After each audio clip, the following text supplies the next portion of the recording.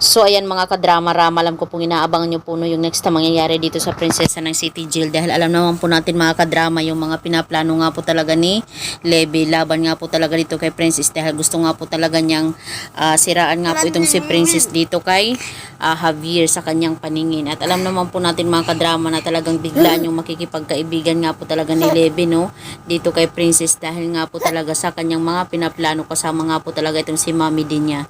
Sabi pa nga niya, kailangan daw nilang maging friends sa kanilang mga enemy para mas mapalapit sila at madali din sila talagang masaktan. At dahil nga po talaga dito mga kadrama, alam naman po natin itong si Levy, nalaman na nga po niya yung sekreto ni Javier na talagang nasa kulungan nga po talaga yung kanyang mama, dahil nga po sa pagkakasakit na yun ng mama niya ay nagpunta nga po talaga siya doon sa ospital.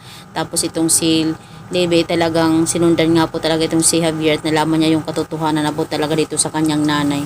At alam naman po natin mga kadrama na nagalit nga po talaga itong si Javier dito sa kanyang nanay, dahil siya daw yung dahilan ng bakit namatay yung kanyang tatay. At narinig po talaga yun ni Levy. Dahil nga po talaga dito mga kadrama ay talagang ginamit niya itong si Princess para nga po talaga maging dahilan na magalit itong si Xavier sa kanya or itong si Javier sa kanya.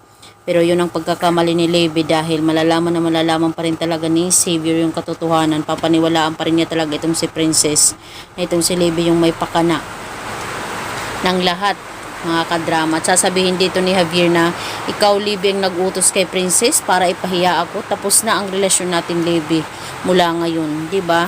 Kasi noon pa man talaga nasasakal na ito talagang si Javier dito kay Levy, at ngayon pa talaga na pinagawa niya yun kay Princess ay talagang sigurado hiwalayan yung kadadatnan yan mga kadrama. So yun lang po mga kadrama, don't forget to please like, share, and subscribe my channel. Abangan na lang po natin yung next na mangyayari dito sa Prinsesa ng City Jail. Thank you for watching. Bye!